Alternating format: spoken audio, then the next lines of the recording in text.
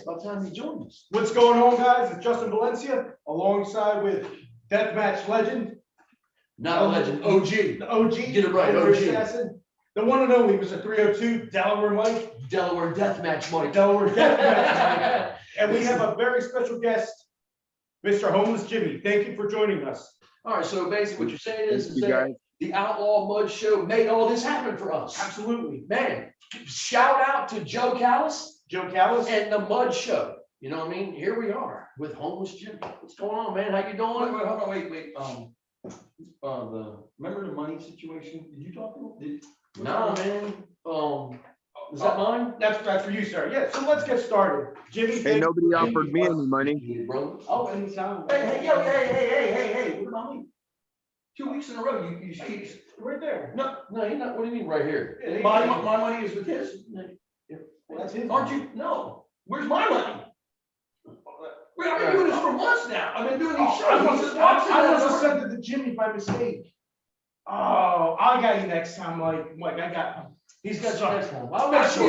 feel like a student on a student show. I mean, I feel bad about this, but You want because to? nothing give me nothing. Anyway, let's get back to the conversation on hand. Homeless Jimmy. Jimmy, you killed it last night. Thank you for that match. It was the match. First of all, tell them what match it was and tell us where you were at last night, man. We hear you got back in the ring, Downtown LA. being out of it since 2020. I was out there over there with the homeless crew, you know, just doing my thing, and stepped in the ring with Eric Ryan. I always want to get, I don't know why I always get Eric Ryan and Joey Ryan confused. They look alike. I'm glad it was Eric Ryan and not Joey Ryan. Just, you know, yeah, the whole grabbing the sack thing. Yeah. Some wrestlers like that stuff. I'd rather take 1,000 big bumps and 1,000 light tubes over having to grab somebody's crotch. No offense to the guy. I'll grab his crotch. I can use the one. Check out the mascot that these guys went ahead and got a fucking raccoon here. Fucking raccoon. Should it be a blue hen chicken sitting right here on this table? And Nice. so it was an ICW match last night in Los Angeles, California. Jimmy, take us through the steps, man. When you arrived there, were you greeted by some of your West Coast fans? Were they there to see you? I know they were. They came out for the Underground Empire wrestling shows. They were at Crimson Crown to see you. So I'm hoping that you had a good turnout of some of your diehard loyal fans from your early days. Yep. I had a few of them. I had Todd Loya and Big Pugs. He was there. And then I had Trevon, which was a good friend of mine. He's been around for a long time.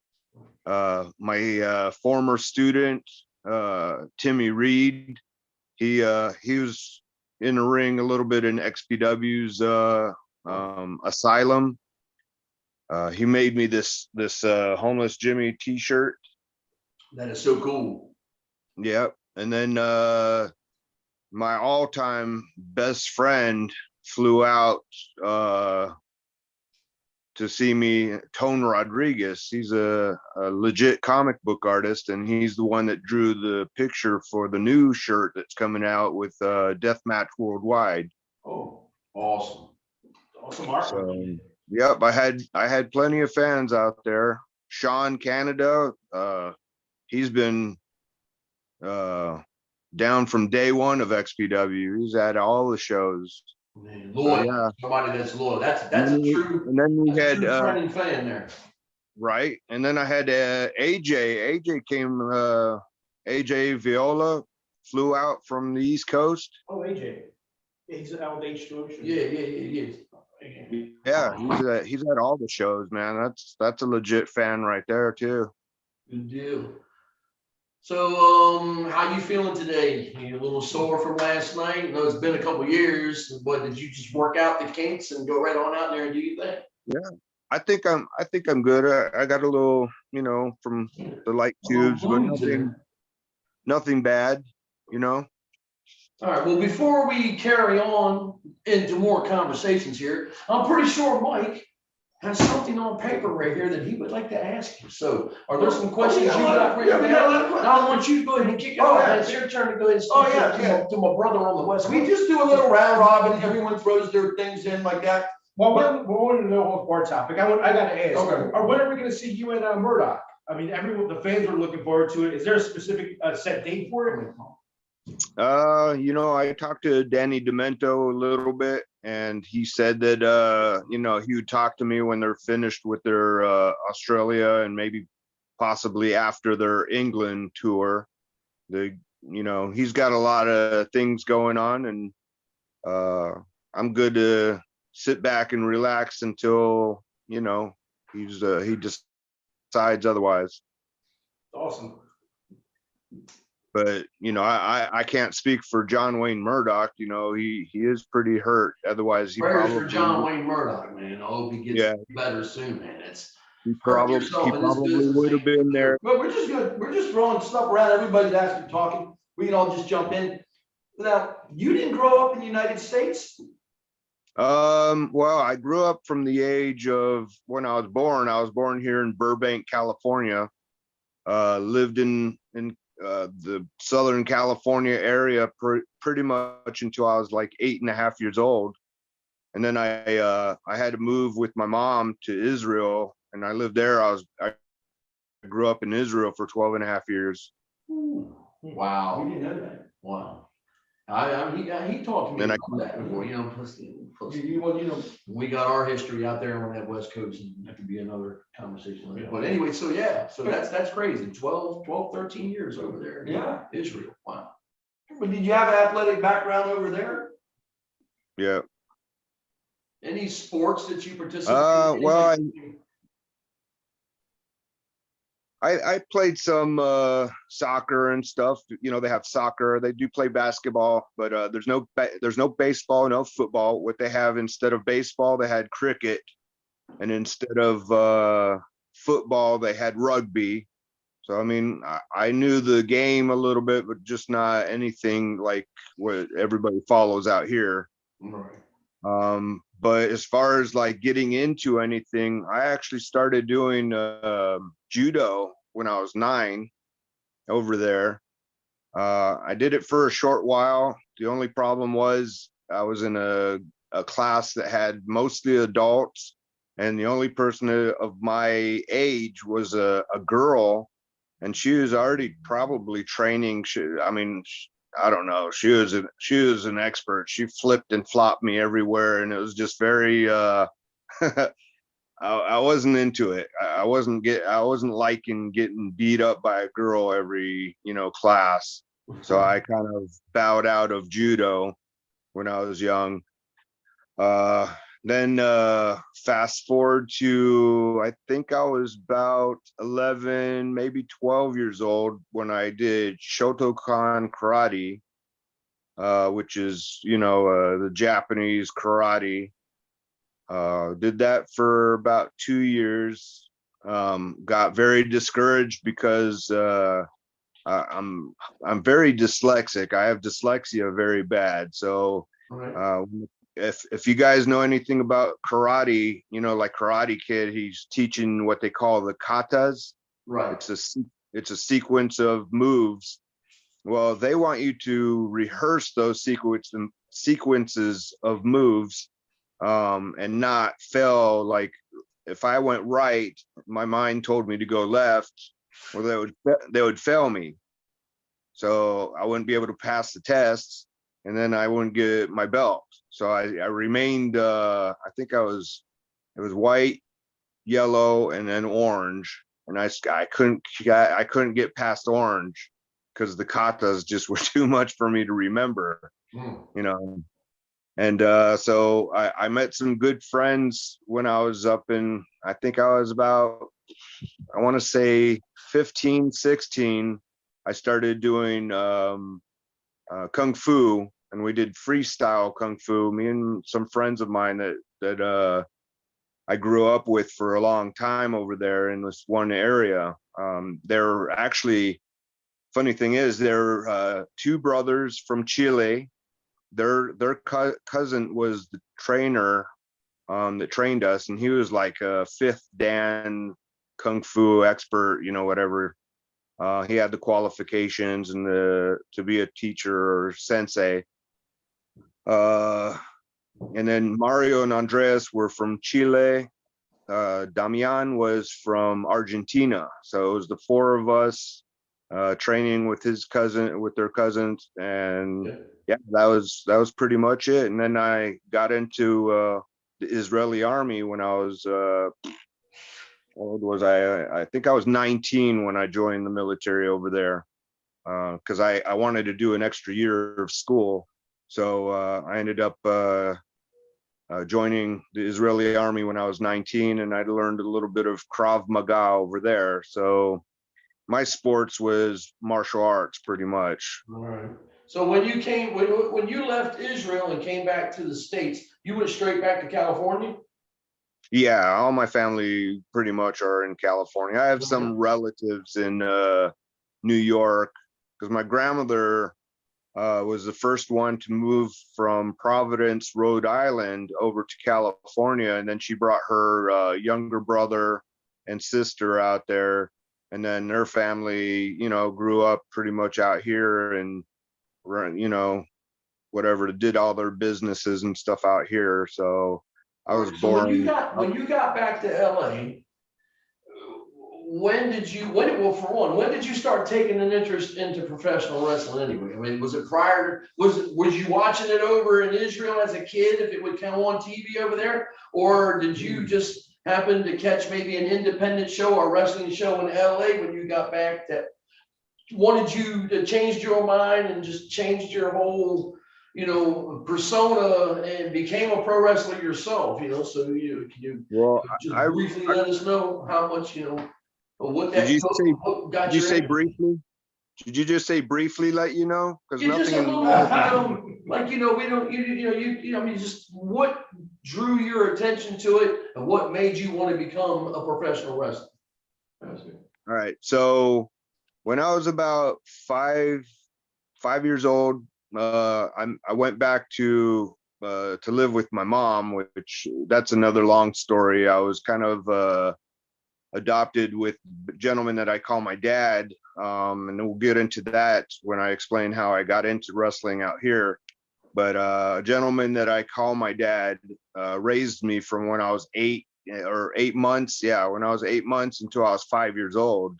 And then my mom, because my mom was sick and had some issues, and long story, I had like a surrogate father take care of me.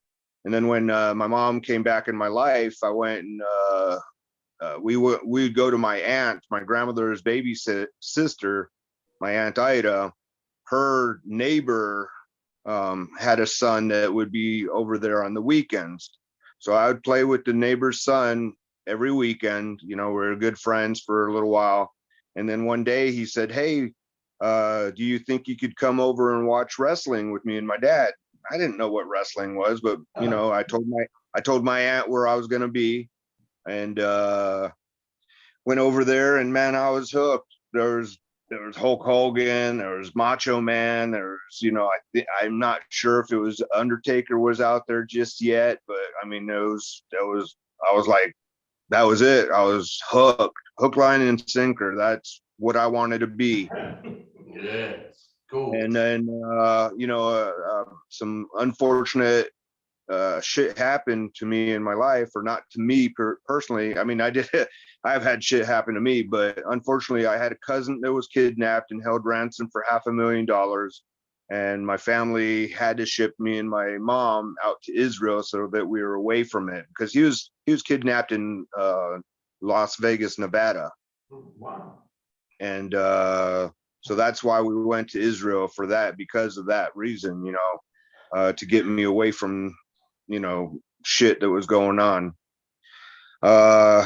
So fast forward, going to Israel, I don't remember exactly when it happened, but we were going to a bookstore because my mom wanted to look for some books or whatever. And I saw a couple magazines, and I was like, I picked up those magazines like it was like, oh my God, a magnet, there you go, boom. I had a magazine in my hand, and then before you know it, I was buying magazines all the time. And then somehow I found, because we didn't have very many channels when I was growing up, they only had like 3 channels to watch on TV over there. They had the Arab channel, the Hebrew channel, and then they had the Arab channel that had some English things, a lot of British sitcoms and a lot of British or Australian TV shows. And then every so often they would have WWE or WWF back in the day. So I was watching it, we caught onto it. Then some of the pay-per-views were coming out on video or on video. And so we would rent the videos and watch the pay-per-views. So I got to watch, all the WrestleManias and the SummerSlams and all that stuff. So, I mean, I didn't get to watch the weekly shows all the time, but I got to watch the pay-per-views. I saw all the pay-per-views because we made sure to rent each one of them in sequence too. So we were caught up on, All right, so it's obvious. Friday night, November 4th, XPW presents The Day of the Dead, live from the Super Crazy Entertainment Center in Westville, New Jersey. Jimmy Chondo Lion will be defending the CWF PWA title against a mystery opponent. We have the Delaware Assassin making his East Coast return, taking on Alex Stretch in a New Jack tribute Fans Bring the Weapons match. The first time ever, we have the legendary Matt Tremont taking on Christian Ross in an underground fuckery match.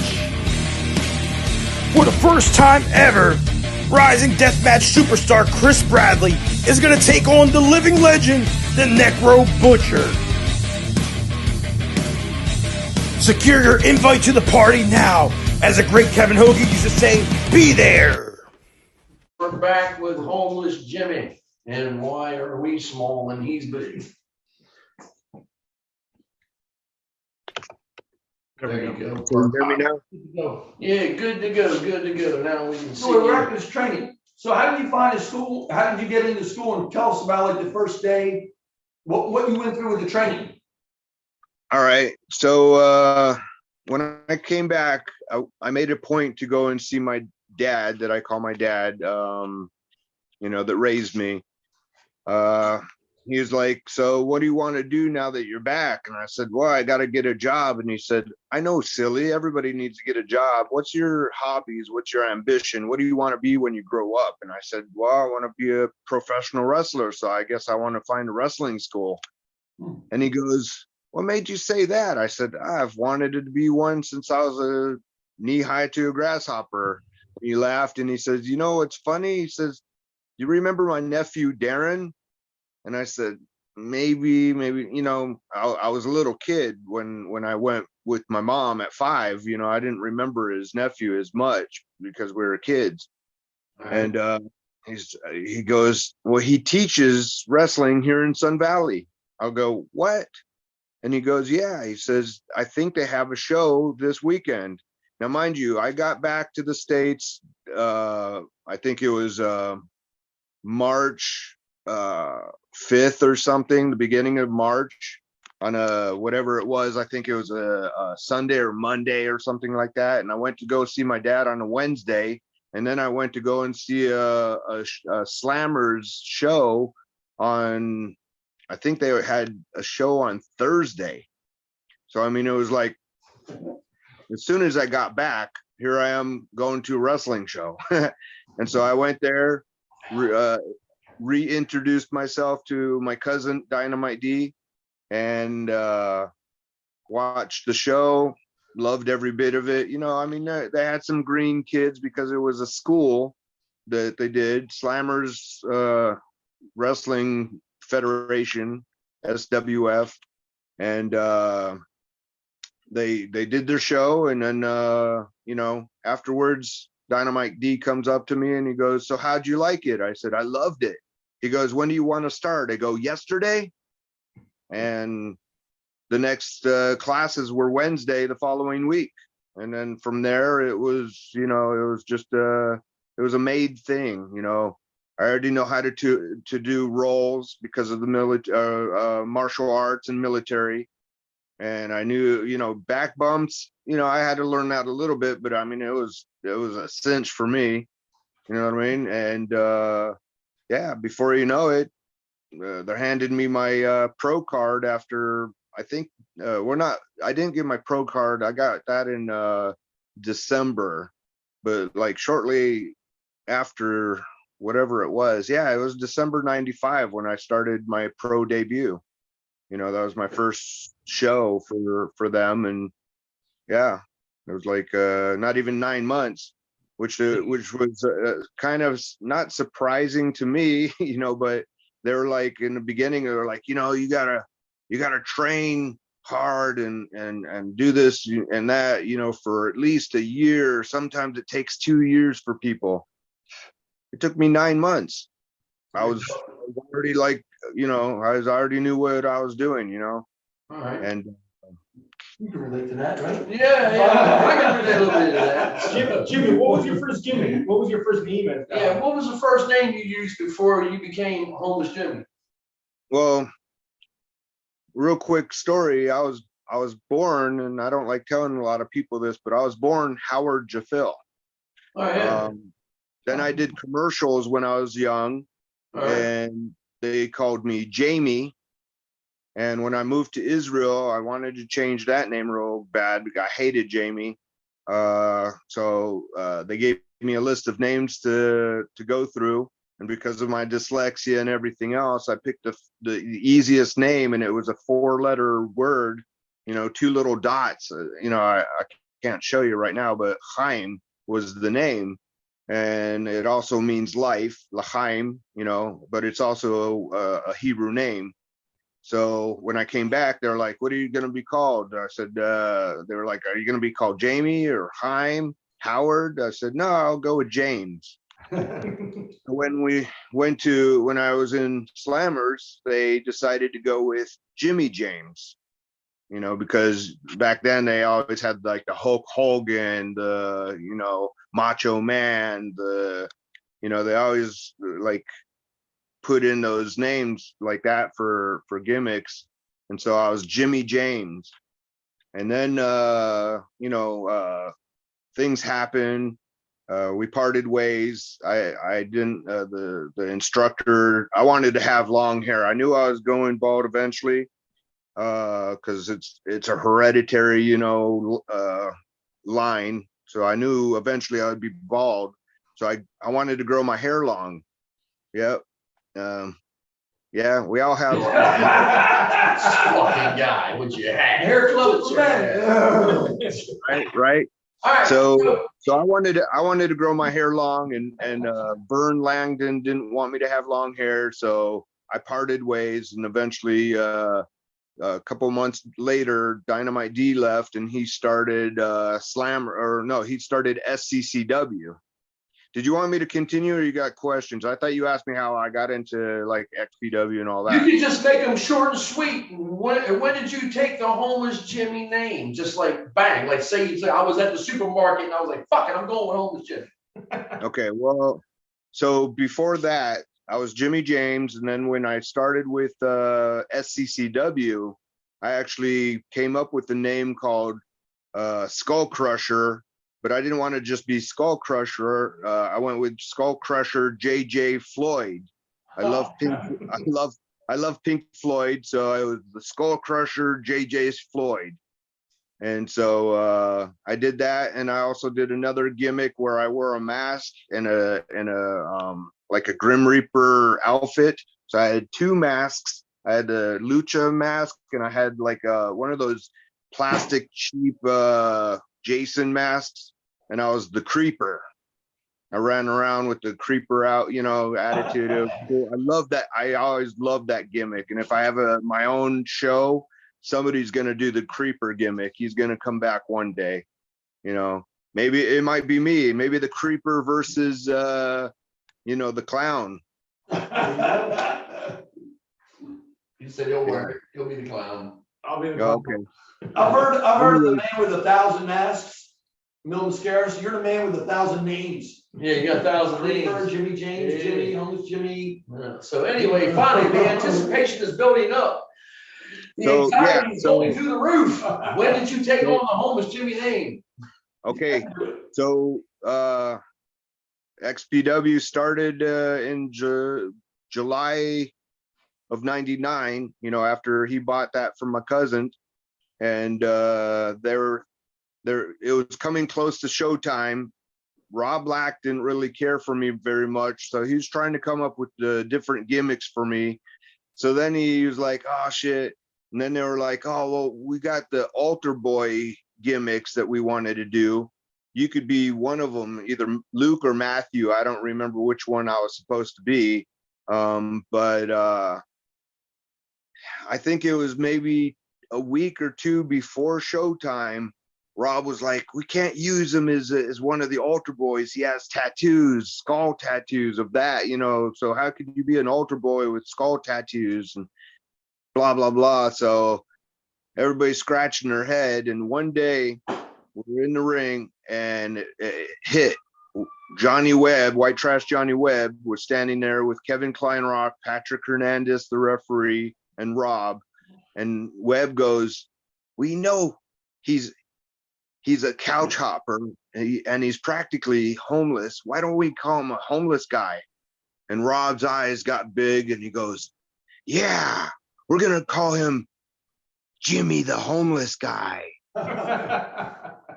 And from there, you know, that's when I started the gimmick. I started growing my beard a little bit and had the hair already going. And you know, I came up with the twitch, the itch, and the scratches from Friday. That's why I loved it when I used to watch him back. Like, yo, this dude's crazy. I gotta meet this guy. Well, I got that from the show or the movie Friday when what's his name was in the chicken coop. Yeah, Smokey was in the chicken coop. He was all tweaking and shit. Right. Yeah. Yep. So that's where I got That's that. good shit. That's where I picked that from. I added that to my character, you know, and then the looks and everything like that, you know, because most of the people on the streets are, you know, a little bit up there. So I wanted to act a little crazy. So, All right. but there you have it. First match in XPW. Who did you work? Oh, Sybil. Did you go over? Nope. I got put through a windshield in a parking lot. We fought outside. I took a power bomb from the top of the roof and my ass went through the windshield. First time doing that? That's the first time power bomb through some glass? First match for XPW. Yep. Right on. Mike, hit the list. Throw one at him right quick so we can get an answer. Did you want to do the hardcore stuff right off the bat, or you were trained like scientific regular stuff, right? Well, you know, it's funny. Last night at the show, Messiah was actually talking to a couple of the guys, and he was actually mentioning slammers back in the day. We didn't have a giving ring. We had a stiff ring back in the day. They only had like that one spring. And there was no give. It was like falling on the floor. So I was already taking the hard bumps. My first lessons, because I came in there like a Johnny come lately kind of guy, you know, I was the only one in the class that was new. So they were already doing chair shots. And so my first lessons was chair shots before I even knew how to run the ropes. I was doing chair shots. What? No. Here, fuck the rope shit. Let me blast you with this chair right quick and see how let's do that one there. Hey, yeah, better yet, get the thumbtack bat out. Let's go ahead and roll that barbed wire out too. Let's roll them around in that shit. We don't want you to do the rope shit, Jimmy. We want you to go out there and be a death match wrestler. Anyways, Right. That's pretty good shit right there. I like that. How many chair shots did you have to take the first day? Yeah, how many they gave out to you? About 20? God, man, I don't remember now. I ain't good at remembering numbers, and you want me to remember something, what, 27 years ago? Well, just give us a little twitch and scratch, and it might come back. You might get it. I thought Ole Anderson. I like how he doesn't look at that shit. It's just funny as fuck. I thought Ole Anderson was hard on the guys. These guys. First day of chair shots? So you're in wrestling school. Who is the primary trainer at the wrestling school?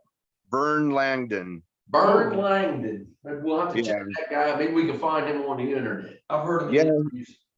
Yeah, he was a music composer, and he did some wrestling. I don't think he did anything big, but he was into the wrestling. You know what I mean? The old school wrestling type. It wasn't all about like showboating and stuff. As a matter of fact, he used to tell us not to watch WWE because Right. that's entertainment. That's not real wrestling. So yeah, A show. It's a show. You know? right. Yeah, no, I remember those bumps in XPW, and I've seen highlights of them, and they're like no other federation. These guys are going off Yeah, balconies. you guys love the top of them 12-foot ladders and balconies. And Yeah, shit, you know what I mean? towers. You guys were just trying to outdo each other, and did people get hurt on those things? I think I was the first one to start taking high flying bumps. If not tooting my own horn, but I did a 15-foot balcony, went head first through one table, 15-foot in it was a match against Cronus in Bakersfield, California at the Strongbow Stadium. And then when we walked into the LA Sports Arena, I was standing there looking, taking it all in. You know, the ring was set up, but I'm looking at all the bleachers, and I'm like, man, this is like the biggest freaking place that I've ever done. You know what I mean? This is the legit show. And Rob walks up next to me and he goes, "What do you think, Jimmy?" And I go, "Fuck yeah, this is great." You know what I mean? And he goes, "So what are you gonna do tonight to make this special?" And I look over and I see the loge section. You know, when they bring in the trucks or whatever, that big square area that the people come through. That's You know, 18, 19 sports feet. arena, huh? That's about 18 to 19 feet because you got to get a big box truck through that. You know what I mean? To bring Right. it in. So then you think about that. You got the floor, and then you got the railing, and then you got the seats. So I was standing on one of the chairs because Cronus was a pretty tall guy, anyways. Right. So I was on we eventually worked our way up there, punching each other, boom, boom, boom. And if you watch the montages of XPW, if you watch their music videos or montages, you'll see me get tossed off, but you don't see where I hit. Right. You disappeared in the crowd. I saw that. You kind of like, they're all out. You can't really see you hit. Right. Now I do have a picture of it that I could actually send you a picture of it one day. Or here, I'll send it when I get a chance. But you'll see me going through the table like a fan got a picture of me just as I'm hitting the first table. Okay. And we measured that. Me and Cronus measured it. It was actually 32 foot. We called it a 35-foot balcony drop because I stood, and then I also did a swanton to go off. It's 3 stories high. Yeah. I don't know. It was whatever the loge section was, and then I'm standing up on top of the railing. Oh wait, that's 30 feet. How tight was the truck coming through the tunnel? Was there still a lot of space above There's that no truck? I didn't see any trucks. I didn't see any trucks. But thank you for trying to downgrade it there, buddy. No, fuck. Let's take it to 40 fucking feet. That's what I'm thinking, Euro. Justin, cut his shit out of that. All right. We're gonna review tapes and get some Yeah, we'll do some editing. measuring and angles and. Hey, Yeah. is this footage is available, right? Because it'll be something that will be put Well, into. Here's the thing. Rob didn't want that match put on video because when we climbed all the way up there, we only had a couple of thousand people in the crowd. The bottom looked great, but the top, when we were up there was nobody up there. So he was like, "Oh, I don't want to see an empty building." So they only used that spot in the videos, not in like, they didn't share the whole match. That never got put on video as a full match, which was horrible because me and Cronus had a great chemistry. John Cronus from the Eliminators, was one of the best guys in XPW as far as I'm considered as far as a worker. And we just had a great time, and it was a shame because it was a great match. When you got up there, did you have a different feeling when you were thinking about doing it, and then when you were really gonna do it in your mind? I'm a no fear kind of guy, bro. I believe it, I believe it. There's only two things I fear on this earth. Actually, not on this earth. There's two things that I fear: God and myself. I got you. Well, I know, if you ever seen, well, you know, Mondo, when they were on top of that, the bar and with the TOD that you were at, they were like, they didn't know it was that high when they got up there. So yeah, that was. But they went for it. When you see a yellow rider truck going down, once you get up there, there's no turning back. You don't want to pussy out of that kind of stuff. I don't blame you. No, I know you can't really. What do you think about when you're driving down the road? Do you ever see one of those rider trucks, those yellow rider trucks? Yeah. What do you think of? I don't know. If I'm driving by myself, I'm not thinking about shit at that point. That's the truck. If you ever, that's when you and Mondo went off that truck at TOD. It was a yellow rider truck. Yes. Whenever I go by a yellow rider truck, I think of that bump. Nice. I appreciate that. Don't you? Absolutely. You know, well, we do. I slept in the back of them bad boys when I was on the streets. He's the first person I thought of when I climbed inside. I'd lay there on the floor and look up at the ceiling because it's made out of plexiglass, right? I'd be like, Mondo and Jimmy was on top of one of these bad boys. They went on the top of it. So you're on his shoulders. You're getting ready to take that bump. You're looking out there. What are you thinking in your head? Is he hoping he's gonna hit it right for you guys? And I mean, man, I would have been shitting right down the back of his neck. If I'd have been sitting on his shoulders. I wasn't thinking anything, honestly.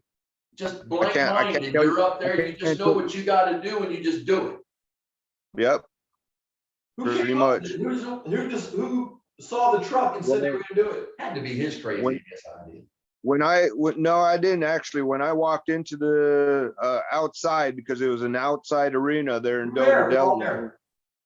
Yeah, and Zandig and I met both of Zandig and Mondo. Mondo. I was gonna say Matt, but yeah, Sicknick Mondo.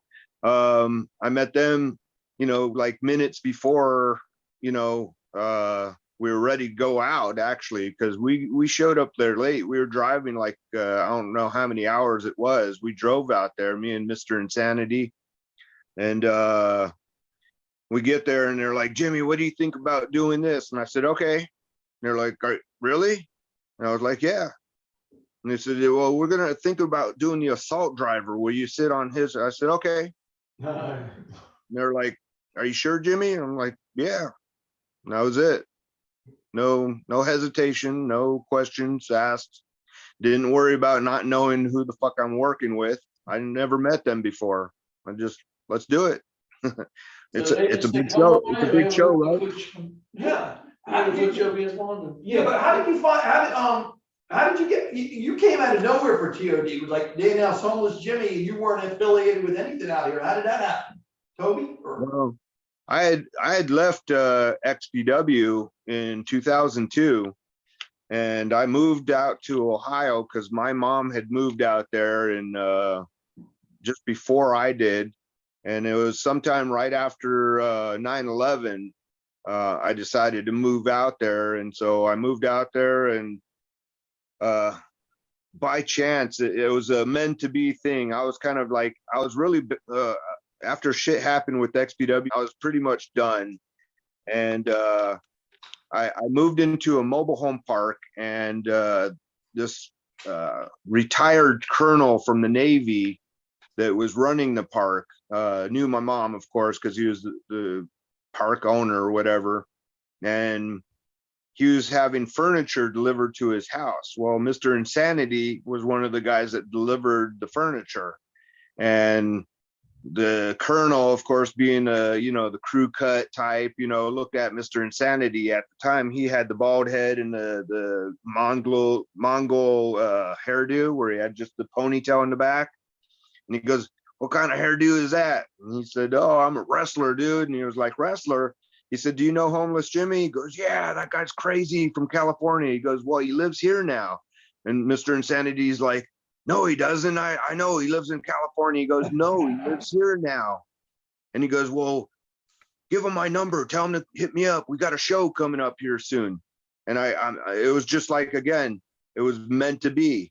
So I hit this guy up, get the address, go to a show. Like the first week that I was there in Ohio, they all, like, everybody's bowing to me, "Oh my God, it's Homeless Jimmy." And I'm like, no, I'm nobody special. You're sitting there doing the whole bowing to Ric Flair. I said, "That's not me. I'm cool. I'm good." They're like, "No, you're a legend." I'm like, I'm not, I'm not anything special. They're like, "All right, Mr. Insanity's like, dude, you're getting back in wrestling." I'm like, ah. And then he was like, "All right, just travel with us." I went to a couple shows and I'm like, "All right, I'll do it." And so started traveling with him to, I think we did, what was it? Detroit. We did a few shows in Detroit for Malcolm, and we did for the Bumpin' Uglies out there. I met up with, Big Brandon, which is Deranged, Marvin, which was Brain Damage. They had another guy that traveled a lot, which he didn't get a lot of recognition. A real good guy, Little B, we called him. So we would all jump in Mr. Insanity's little Kia and travel everywhere. Well, TOD came around and Mr. Insanity said, "Hey, we got Homeless Jimmy. You want to use him?" And Zandig was like, "Yeah." And, so we headed out there. And, like I said, we kind of got there late. And but it was the story went from there. I remember hearing fans say, "Holy shit, Zandig's brought in Homeless Jimmy from XPW." Like, those fans thought that you were like the first catalog. You were the second one along with Messiah. Like Messiah, they were like, "Oh, Messiah must have brought him in out here." I can remember hearing them all talk. That's how deep these fans is into it, man. They really, they wish they really know what was going on, but they do really come damn near close to what they predict, or what their opinions are, or what their thoughts are in regards to other workers out there. What else you got? After that match, that was a great match. How did the people in the back treat? What did they say to you? What did Zandig? Did anybody say anything to you? What? Because you never came back to CZW. Well, we did. I don't know if it was on video or not. I think it was. I saw footage of it, but I'm not sure if it's on their videos or anything. But at the end of the show, it was Mr. Insanity, Necro Butcher, and myself ran in and did a run-in on the ring. And then Zandig and God, I'm so bad at names.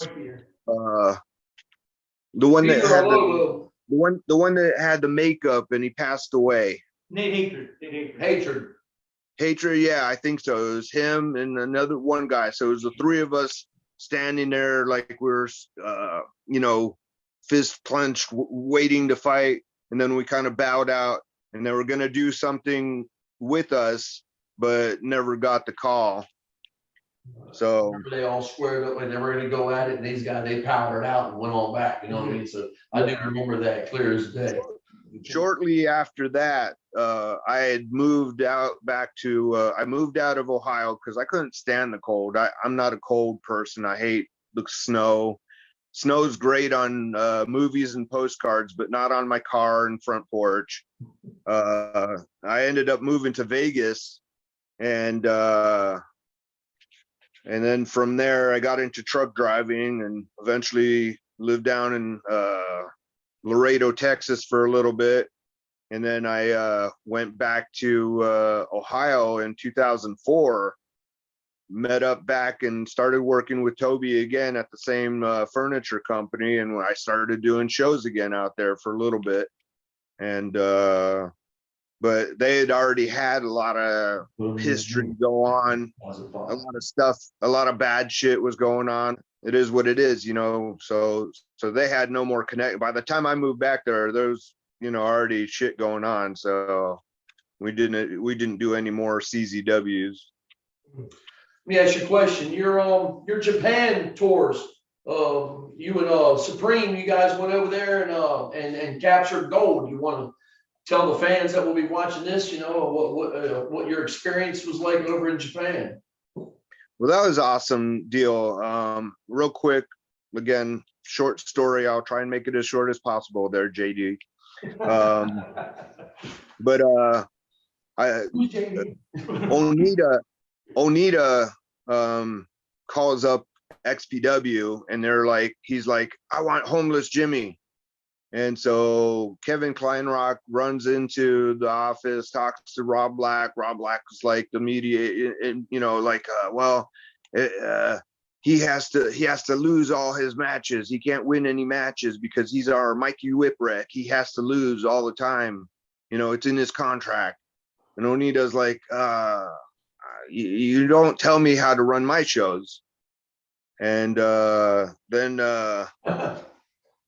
when he finally agreed, then Rob was like, well, if you use Jimmy, you have to take Supreme.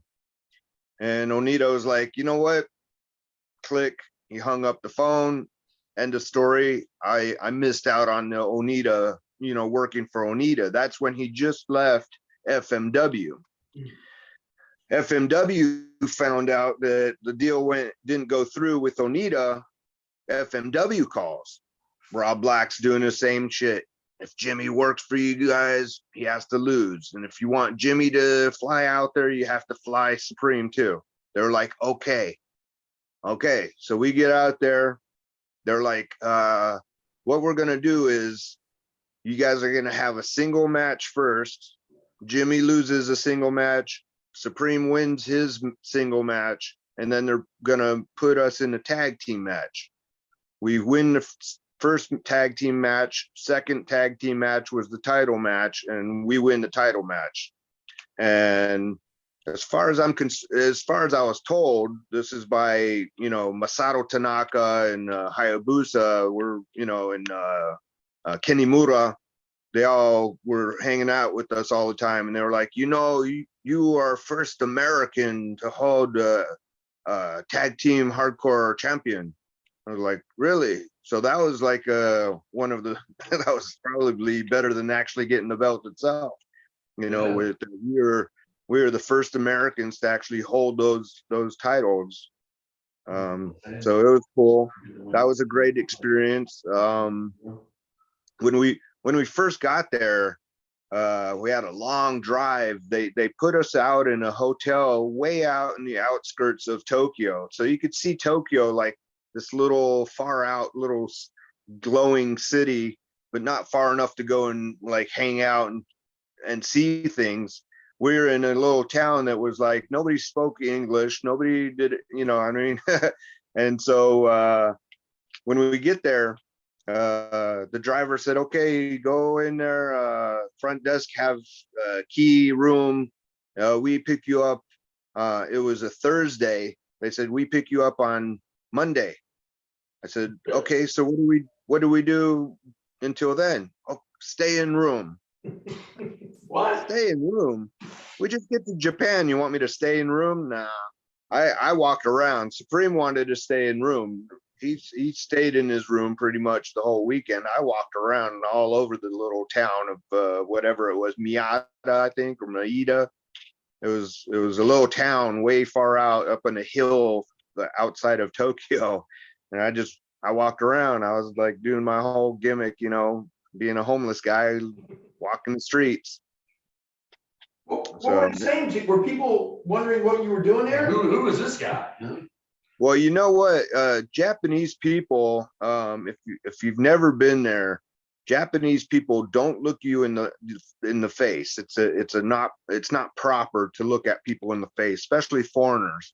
So when you're walking down the street, you get this kind of thing. Yeah, they're down on the ground. They all start looking around for change on the ground. You know what I mean? And as short as I am, I was at the time probably about, because I shrunk a little bit throughout the years. I was about 5'8" ish. You know, I was about 5'8". I'm about 5'7" now, maybe even less. But even as short as I was probably taller than everybody that was walking down the street. So I was kind of intimidating anyways. Got the goatee, long hair. I wore a leather I love my leather jacket, so I wore a leather jacket all the time, you know, and so I was pretty intimidating, and people would sit there and look at me. I could see people looking, but then as soon as you look at them, they look down. So that's. Did they give you money for food or anything? What, they just dropped you off and what'd you do there? You walked around? I mean, did they walk around? That's a good question. I think they gave us an envelope with a little bit of money in it at first, but I didn't start getting paid until we did the show on Monday. I think they did. I think they gave us a little bit of cash, but I went there with some of my own money at the time because I was working. Take your American money and change it over into their currency and get their money. Oh yeah, we did that in the airport. All right, so you can do it right at the airport. And yeah, we got shortchanged on it because the yen was higher in value, so they taxed it. Oh yeah, they taxed you big time. Wow. I know it's like getting shortchanged. This guy never pays me for these interviews. Oh man, I'll tell you what. Here, take my pay, and then I'll just take it. I want you to have that. I'll take care of business with him. We'll straighten out this whole money situation. I guess I shouldn't expect a check in the mail. Yeah, you're beat, pal. You know. He paid me in Wendy's. I got Wendy's coupons. We'll send you some cash app money. You know what I mean? Just send me a couple of sandwiches. There you go. All right, so we're moving along here. You are you left XPW. Now it's 2004-05. You're back up in Ohio, and then the summer of 2005 comes along, and you get booked for Delaware Championship Wrestling. Yep. Right here in old Delaware, baby, and we was loving every minute of it. It just brought all of it back because it was you, brain damage. I think even Deranged came, but I don't know if we had Deranged in a match or not. I don't remember, but I remember you guys all stayed at the apartment, with us over in town, and Hondo was there, and brain damage. We all had a great time, man. We're not even going to talk about that match, because this show is basically about you. It ain't got a damn thing to do with me. We can do one of those later on. What do you mean it has nothing to do? You were my tag partner. I was your tag partner, but this interview was about Homeless Jimmy's wrestling career. You know what I mean? It's all about you tonight, pal. You said we can do one of these in the near future where we can talk about shit. But we know what we did. You know what I mean? Right. We can talk about it. I guess we can tell you guys want to hear it. I know you want to hear it. That was a great show. No, Delaware was a great show, but we'll let him tell you about our underground empire. Oh yeah, well, that's on the list, man. That's always got it on the list. Yeah, you got it. So wait, you have been out. You met it. Hold on, go back because I saw something with Juggalos. Say something about Juggalos. Yeah. Juggalos. I remember you were at the Gathering Juggalos with Toby. You've been to the Gathering Juggalos. We've all been to the Gathering Juggalos. Talked about what your experience at that Gathering Juggalos was like. What you saw, what you couldn't believe. You walked around, right? You had to walk around. Let me go back in history a little bit. I was there with Messiah and Kid Chaos at the time. So it was Messiah, Kid Chaos, and myself were at the first ever Juggalo champion, the gathering of the Juggalos. That was in 2000. No, that was in Detroit. The first one. What But were you saying? Okay, Fabian? What were you doing? no, that was the one in Detroit. But then you were in the one in Ohio, right? Yeah. No, I did a couple Ohio ones. Yeah, what do you think of it? What do you think of the craziness, the people, The atmosphere of the whole gathering, what are your thoughts of that? I mean, what do you Well, think I about loved it, of course, man. But that's why I was gonna say the first one that I did, and that was at Toledo, Ohio. You could look that up. Toledo, Ohio. And that was a 3-day weekend, and I met Bone Thugs and Harmony. I hung out with Twisted. Let's see, the Clowns were great to me. I met George Frankenstein, Gorgeous George. Friday night, November 4th, live from the Super Crazy Entertainment Center in Westville, New Jersey. We are going to have Craven coming back from the dead for one night only, issuing an open challenge to anybody, anywhere. We have Dirtbag Dan taking on Getty Cahoon in a hardcore match for the #1 contender spot for the CWF PWA World Title. Superior G is going to be challenging Rio Roman for the prestigious World Television Title. There's going to be an over-the-top rope battle royal in memory of our fallen brother, Bill Lunchbox Pomerano.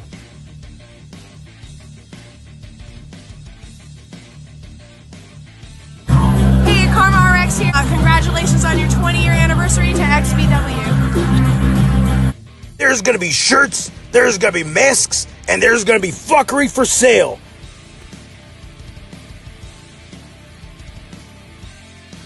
Just a $10 invite fee. Reserve your invite today.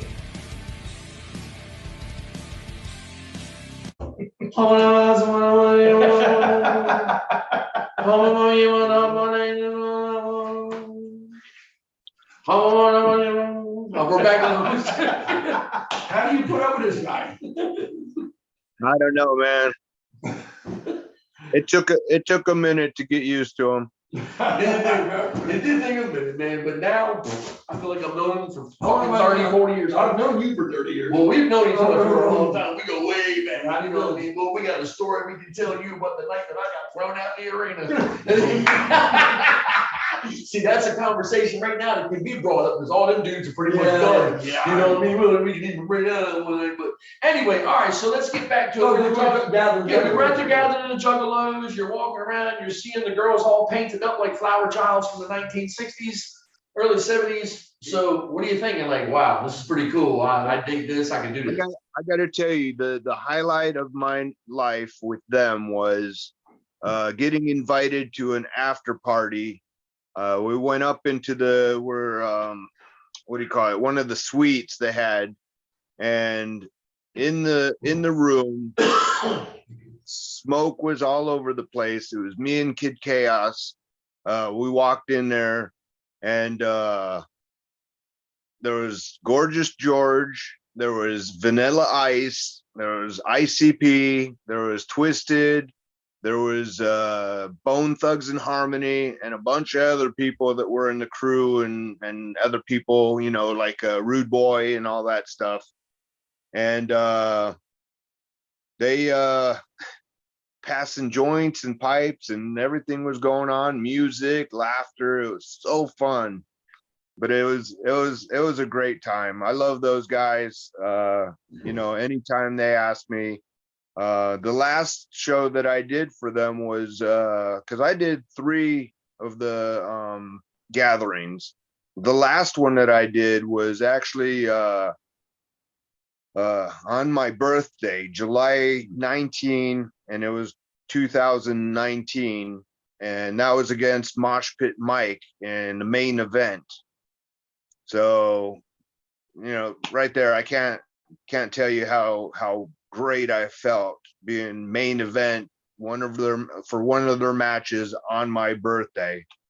You know, of course, Mosh Pit Mike went over, but you know, he's a bigger guy and he's more of a, you know, fan favorite. But yeah. What do you think of throwing stuff into the ring? Did you ever throw stuff in the ring while you were wrestling? No, not in my matches, no. Okay. I think that came along. You know what? I'm Championship, sorry. Very first Juggalos. I'm sorry. Back in the first gathering, people threw a lot of money at us. So I was getting like change and dollar bills and fives sometimes. But yeah, no chairs or weapons or anything like that. I was getting money from them because of, the homeless gimme character, Oh, okay. That'd have been great if you'd have had a sign to carry around afterwards, and hey, homeless and hungry, anything else? Right. Would have been hilarious, man. That'd be a good picture of you standing or sitting next to your shopping cart with a sleeping bag rolled up in it and a couple of weapons, and you can have a sign that says homeless, anything Right. else. What about you guys? Well, UWF. Well, I can start that off really. I can tell you a bit. So they want to know a little bit about Underground Empire Wrestling, your affiliation company, what I mean, and then of course me coming out there and getting with you in 2018, and then we go on and do our thing. So yeah, how did you come about the Underground Empire Wrestling thing? Well, in 2015, when I moved back to California, after going from place to place, I ended up moving back here to California from Florida. A friend of mine I hit him up, said, "Hey, I'm in town," and he was like, "Wow!" And again, same scenario over again. It was like, it was meant to be, right? This guy Danny Monchichi, he was like, "Bro," he says, "Andre has a wrestling company out here, and Supreme and everybody's like there, you know what I mean? We'd love for you to come out and help out with the show, and I was like, all right, I'll come out and hang out, no harm, no foul, right? So I go there, and of course, again, they talked me into doing a show. I did, and Rob Black was there at the time. And they were like, Jimmy, do you care if he kind of like manages you and you do a run-in on Sage or whatever it was? It was like some kind of thing where I was a secret character, or not character, but a dark, what is it called? What am I looking for the word? I was a surprise opponent. There you go. That's what I was thinking. Mystery opponent. Surprise opponent that they. Who's he bringing out? Yeah, so I was a surprise opponent against Sage Sin in a whatever match it was that they threw in there. But yeah, I came out there and attacked her and beat her up, and then Supreme came out to save the day, and history from there. When we got together, I remember you said that you were speaking to somebody that was working, where you were at one time, because you had left.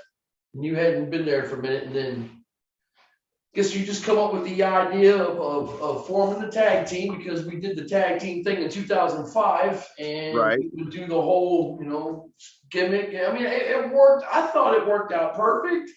So did I call you, or did you call me? I don't remember. You had called me up and you had the idea. You said, you had already spoken to Kyle and Sage about it, and Andre. And they were cool with it, so that's when I first came and met everybody. That's when I'm sitting there in a chair next to him, and that girl walks by, a female wrestler. You remember that? And I was like, she goes, "Oh my gosh," she said, "there's a lot of dick in this room," or some shit like that. And Josie gives me a hug, and she walks by. I look at Jimmy and go, "Damn, boy, she's fine like a motherfucker." And when I said that, heads turned. He looked at me, and he took me outside and told me a nice little story. But anyway, so yeah, XP. Was he better not to do that? Yeah, you're good to go. Don't worry about her. You know what I mean? So, anyway, but I can't believe Hell of a Assassin saying something inappropriate. I don't believe. No, I wouldn't say anything inappropriate at all. I wouldn't do that. But so I like the angle we went, that where it went. I like where it went. We actually did something that wasn't done out there, and that's promote. You know what I mean? That's well. First off, let's start by telling them how we got the belts. We didn't win the belts. We stole the belts. Oh yeah, we took the belts, but we did have to go through another tag team #1 contenders to be able to face, you know what I mean? Champions. Yeah, to face the champs. But we did. The But idea was like, we had possession of the belts first. We just stole them and put them on our shoulder, and we're acting. We went and paraded around LA and Vegas. It was Vegas. Oh, we took them to Las Vegas, Nevada. I think we had won them by then, didn't we? I think we were officially. We got them. So because they had Juggalo weekend, and then there were Slam and Stu's Crazy Adventures, and they were like 2 weeks apart. You know, we like went to Vegas, then we went straight back to Vegas again. And but yeah, something else, man. We took them belts and we strolled everywhere with them. And we had a great time. We were down in Hollywood Boulevard, and people were like wanting pictures with us, and we walked into a McDonald's, and they had a line of people taking pictures of us with the belts. We came in with them over our shoulders, like we were like, you know, they didn't know we were WWE. Yeah, they were tourists. They thought, oh, okay. They were Mexicans. Their kids were smiling. It took forever for us to even go get our fucking order put in, because as soon as we walked in together, we got the titles, and just all eyes and heads turned right in our direction. Really? And it took one person to come over and go, okay, who are you guys wrestling for? And are those the real deal? And once they touched them and we tapped them and they heard it, here they come. Can I get a picture? Can my kids get a photo? Can I get a picture? You know, if everybody was as much promoting if every wrestler on any show was like this guy, you'd probably have like 500 people to show. Because he single-handedly brings a group of people by just word of mouth. He's a walking billboard. Yeah, November the 4th is going to be something else. I'll tell you what, me and Hellaware have a lot in common, and that's one thing that I always preach to everybody. I'm not gonna throw any names in there, but the certain people that I had matches with, I would go and check out their Facebook, and they wouldn't have anything promoting the match. Yeah. You see my Facebook, I have it on my header thing and my small picture. I always promote, weeks, maybe months before a show. If you're not promoting, you're not putting asses in seats, what are you doing? You know what I mean? So yeah, me and Hellaware have the same thing. I walk around with my Jimmy shirt. People are like, oh, who are you doing? Man. I was thinking, didn't you send me one of me done up as the Hellaware assassin? I think you did. I can't find it no more. I gotta go scrolling through and find it. Did you have it? I have it somewhere. Yeah. You have it somewhere? We need them printed up for November 4th. I can sign them and sell them over in Jersey. Where do we get that shirt? Yeah, how do we order this shirt, man? I want to rock them. I want to get New Jack done and put on. Where did I get that? Where did I get this shirt? Well, how can we get one? Fans. Actually, my former student made two of them. He made one for himself and one for me. It was just like a one and done thing. But the guy that his signature is down here. See, there's a signature. Yeah. That's the guy that drew it, but he didn't do anything like shirts or anything. He just random fan, I guess, was doing pictures, and I copied a bunch of them. I sent them out to Hellaware. I even cropped them so it had him on one side and me on the other side, and then I put Hellaware Assassins. If you do a shirt like that, we need to do a Hellaware Assassins one too. Yeah, and we need to get you. I think our paths are going to cross over the next few months, show wise, somewhere. I mean, like it'd be great for us to, be able to wrestle here. You know what I mean? It's like I was telling him on the way here. If you were here, you'd be right in the heart, in the center of where it's all taking place. You know what I mean? Right. You out there, even if I lived out there with you, and we would have to drive all the way here to the East Coast, I think it'd be better if we're worthy of being flown in. I don't understand why another promoter wouldn't want to do it. I will fly that guy here. You know what I mean? So this tag team can kick some ass here on some of these indie shows, because really we could be those veteran wrestlers that are in their 40s and 50s that are taking on these younger generation guys. Now, whether we win or we lose, we give them one hell of a fucking match. You know what I mean? And that shows that we still fucking got it and we can hear it when we're done. And then that please come back is overwhelming to hear that from them. Last night I had the opportunity to show myself. So you got your show coming up. You got to show us what you got, right? Oh, it's going down. He's all smiles over here. Look, he can't wait. He's probably the most excited one out of all of them. I just can't believe that there's more conversation going on about that New Jack style match with Alex Stretch than anything else so far that I've seen. I mean, like, yeah, the Tremont fans are going to show up and Necros fans. Hopefully Necros true hardcore choose death fans come out, man. I mean, I would still go see that, man, if I was 20 years old compared to being 14 years old. Like, you remember him hard when you're 14, 15. Then you get 24, 25, and he comes back around again. You got to go see the guy if you ain't seen him live in a long time. So, I really think that we're overlooked, as far as age, they don't, as a former promoter myself, and one that comes up with some good ideas, I love the old guy tag team thing. I mean, it makes those others out there go, you know what? We got our hands full with Hellaware and Homeless Jimmy. Fucking old dudes rock and roll with us. And that's what I like. And I like it when like Alex Stretch, he's the coolest dude so far that I've met out of the whole, area or system of it. Because I haven't talked to too many wrestlers other than Tremont here and there. Very rare. You know what I mean? So I think, we still definitely can do it. We got it. I don't think I've lost anything. I'm getting ready to show the world and those people over there a whole different person compared to what they used to see. Are you going to do maybe more ICW shows? I think I said that earlier. I'm just waiting for the owner, Danny Demento, to do his Australia and then I think England tour. And maybe somewhere around next year, I might be doing some stuff with them. Maybe, I got to negotiate things.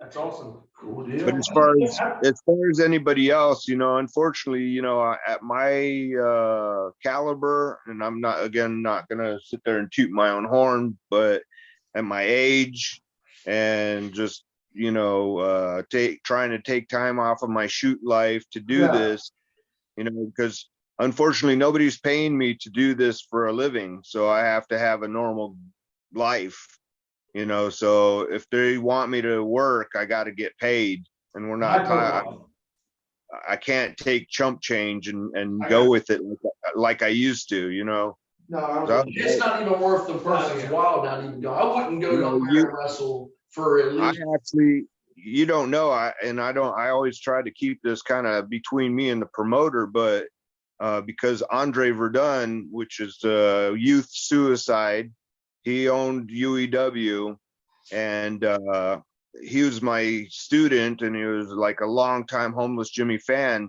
I wrestled for him for free for a long time.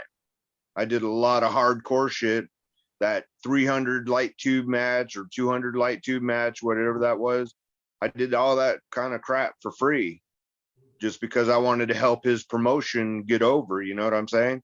Right. So as a veteran, I was doing that shit for free, but I'm gonna tell you, I can't do that shit much longer. You know what I mean? No more, to be honest with you. There's no longevity in giving yourself away for free. You can't live on that $50 pay or $100 pay from someone. If you're going to travel, as a promoter myself, to get the bills paid and cover flight and everything, man, we're looking $600, $800 to $1,000 just to get you here. If I had to put you in a hotel, then pay you your fee, you know what I mean, and then have the balls to ask you for your commission. I mean, for your for intermission. You know what I mean? Like, hey, look, I'm gonna pay you this amount of money, but I get all your picture money. Fuck that. You know what I mean? I'd rather take a $350 pay, you know what I mean, plus airfare, hotel, and Right. and maybe, you know, maybe go ahead and give them a percentage of pictures that sell, but I've never really had like an explosive show where I went back to the table and everything was gone, you know what I mean? But it got close a couple times. You wrestled Abdullah the Butcher. You wrestled Abdullah the Butcher way back in XPW, right? Yep, I did a few matches with him. Now you were young.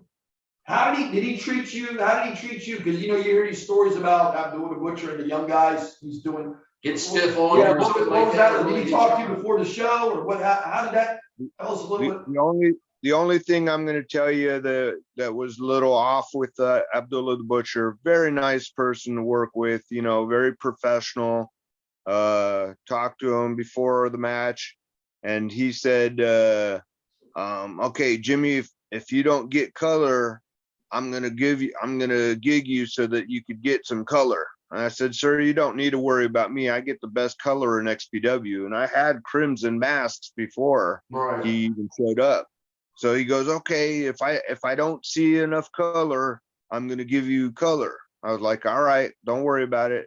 All right, so what we got next year? We We wrestled wrestled. New Jack. New Jack. Yeah, you wrestled New Jack too. So you've wrestled yourself some pretty big fucking names in the business as well. You know, outside of XPW.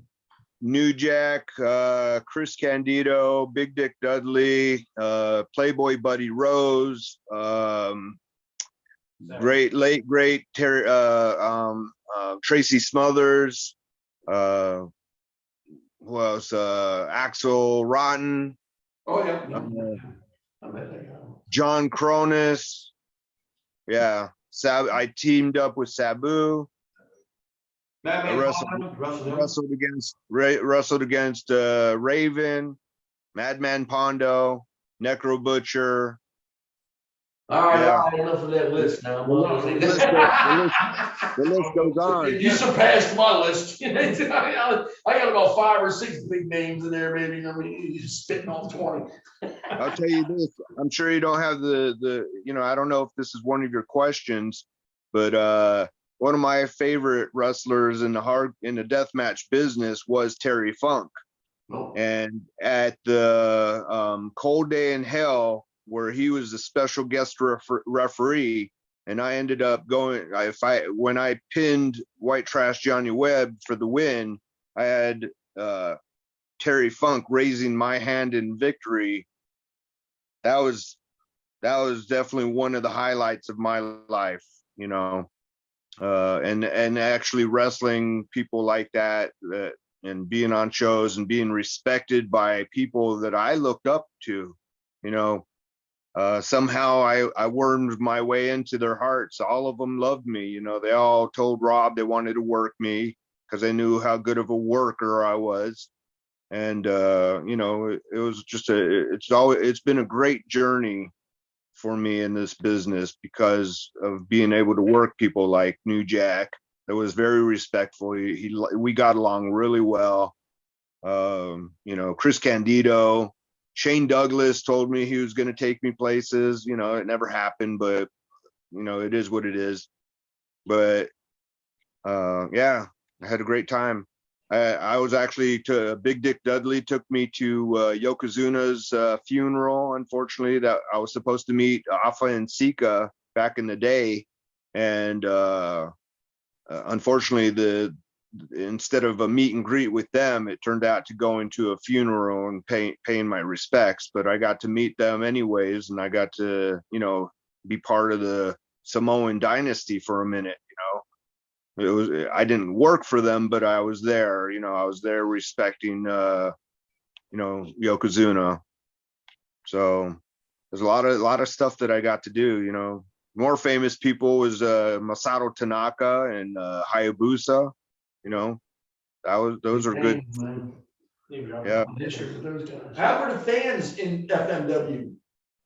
Oh, it was pretty interesting because they're all quiet unless something big happened. When something big happened, then they would get up out of their seats and go, "Ooh," and then it would be quiet again.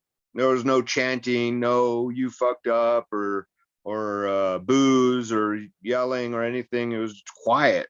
It was really quiet. Even when you came out, no huge pop from the crowd as you come walking out, or is it just A little bit, yeah. It was a other little bit. Yeah, than clapping, a lot of clap or clapping. something? Yeah, yeah. Wonder why they do that. I mean, I wonder why they It's don't a just culture, do it's their that. culture, it's a culture, just like they won't look So at they're you. not supposed to show a little excitement over there. They're not supposed to show that they're hyped up and pumped up like a WWE show. They're or all they're very conservative, and they're like, they won't look at, they won't, they don't go crazy. So when you walk by them and you look at, they might be looking at you when you're not looking at them, but the minute you look at them, they turn their heads down. Is that what you're saying? They won't look you directly in your Right, eyes. so when the fans come up to you after the show, did they sign autographs? Did you meet fans over there, or were you away from fans, or what? No, I got to meet fans. Another interesting story. It was actually my last night was at the Tokyo Dome, and I'm walking up. I don't know where Supreme was at the time, but I was walking up, and some fan goes, Jimmy, sign this. And I looked down, and there were some cards that actually had, I think it was Tops. It had like an official look to it. It was a baseball card or a football card with my picture on the front, like an action or standing picture. And then if you flip the card over, it had an action shot, and it had a little bio, like a biography thing in Japanese. Oh. And I go, where did you get this? And they said, I make it. I said, can you make me one? And they were like, no, sign. Just want you to sign it, because that's the only one in Tokyo, Japan. Wow, that's crazy. That's crazy. All right, so moving on here, because we're gonna be wrapping it up soon. Yeah, please let's wrap it up soon. If you could cut this out of it, Justin. Yeah. I have to wrap it up soon because my dad's going to sleep and his bedroom's right over there. All right, Okay. I tell you what, we'll give just 3 minutes and we're gonna end this. Yeah, we got some. All right, you wanna do that right quick, so I can see Yeah, this. absolutely. Just couple more questions, just make them short. so Yeah, you can- yeah, absolutely. These women. You go first, and I'll pull them up. But yeah, we'll get a couple more. Yesterday, Casey Kirk was in the main event taking light tubes and stuff. This is like a new thing with these women doing these extreme hard, the Fisto, Mickey Knuckles, Randy. Have you seen these women just going nuts lately? And the Sadika took a power bomb. Did you see that in the back? Over the top, she took a power bomb over the top of the top chain on the one door. It's a 10-foot drop on the concrete. So what are your thoughts on the females getting Yeah. absolutely nutty in the business now? Right, yeah. Well, I love women being in a death match matches, but I don't want to say I'm not chauvinistic, but in all reality, I don't think it should be mixed, because in all reality, what we're trying to portray is that, wrestling is real, and especially death match wrestling. And I'll be damned if there's a woman out there alive that could take me on in a real match, in a real thing. You gotta be intergender death match. I'm just saying these women facing these other women and that are doing the same thing the men do. Sure. For sure. I love it. I think it's great. Sage Sin was one of the first ones that I got to meet that was doing hardcore stuff. Right. She's a tough She's a tough little broad. Randy West is a real good friend of mine. Great worker, very respectful in the business, and she's one of the best. I've never met Mickey Knuckles, but I met last night. I didn't really meet her. I shook her hand. Sadika doesn't really speak any English. What's her name? Lou Dark. I met her, worked with her in different shows. She's a pretty cool cat too. She'll get down with it, pretty bloody. I love it. I think it's great, and Casey Kirk is right up there, man. I congratulated her and stuff. I just said I had to tell her I just don't care for the intergender, the mixed thing, because personally I'll whoop your ass, little girl. So you got a question for him? Yeah, for my friend Jake, he wants to know your thoughts on. Wait. You actually get to talk in this? Oh. Hey, he don't ever talk that much. I don't know why he don't speak. I like listening to the story. I like listening to the stories. But your match with Danny Havoc. Thoughts on Danny Havoc? What about it? Your thoughts on him? What did you think about Danny Havoc? my thoughts on him? He was. What I just posted something about it. You know, actually, he was a very cool person. He sent me a bunch of or a couple pictures of diagrams of gimmicks that he wanted to do, like my shopping cart. He had the shopping cart drawn out on a piece of paper with the barbed wire on it, and then he had like light tube houses and stuff that he had made and stuff, and he sends it over on in a little I think it was either not email, it might have been Messenger, but I saved those. I have those, like those are personal stuff that he sent to me, so I've kept those for a long time. Danny Havoc was probably one of my favorite people to work with. We only worked once, but yeah, he was one of my favorite because he was very professional, very humble. I said, dude, you don't have to be this way with me because you're just the same caliber as me, you know what I mean? But he was very, very it was a great match, and I'm very saddened when he passed away. Same here. Of course, I'm saddened with all of them that have passed away. I mean, I mentioned quite a few names that are not with us anymore. I had fun working with him. I got to wrestle him one time myself, and that was the King of the Death match in 2005. It was a loser bracket match, me, Brandon Prophet, and Danny Havoc. And he was just a rookie, upstart, young kid, still a little green. You know what I mean? Along with myself. I'm pretty greener than him, probably. But yeah, I like Danny Havoc, man. I would like to have worked a few more matches with him as he got older in his career. But to be in the ring with him twice, and that was at King of the Death matches, and then the TOD fast forward, or the TOD 4 Ultra Violent Student Battle Royal. That was cool to see him in that. He took one hell of a head stomp, double stomp to the back of the head and stuff. But yeah, I miss him. Rest in peace, Danny Havoc. Yes. Yeah, we're gonna have to cut it short. More time left. Oh, 2 more minutes. Oh, 2 more minutes. The next question, Connor wants to know the difference between wrestling in the chains and with the ropes. Any difference for you? Actually, it was a very big difference. I like to give my everything, and once I start doing things, I think the fans kind of expect it. So I wanted to kind of like work in a dive off the top rope to the outside on a table. And they're like, no, can do, because the ropes won't hold you up and it's all wobbly, and they didn't put the platform up there. So yeah, it was very different because I like to work in actual moves, running the ropes. Even though it's a death match, I still want to do, actual wrestling in it. So for me, it was very weird and different. But I make the best out of everything. I don't think I should have utilized it more, like choking my opponent out on it or something, but it is what it is. Awesome. All right, on. The last question from Joe. He wants to know what your favorite venue was that you wrestled in. Who's that? Joe Hale wants to know your favorite venue that you wrestled in. My favorite venue was the sports arena. Okay. Yeah, he's got people asking him questions right here on his cell phone. So, it was that one, and it was also the Tokyo Dome. I mean, being in an actual place that they do shows of all kinds, was probably a highlight of my life. Tokyo Dome and the LA Sports Arena were the biggest ones. The Hollywood, we had the Hollywood something, I forgot. That was a little smaller show, but those were cool too. All the XPW places were pretty nice.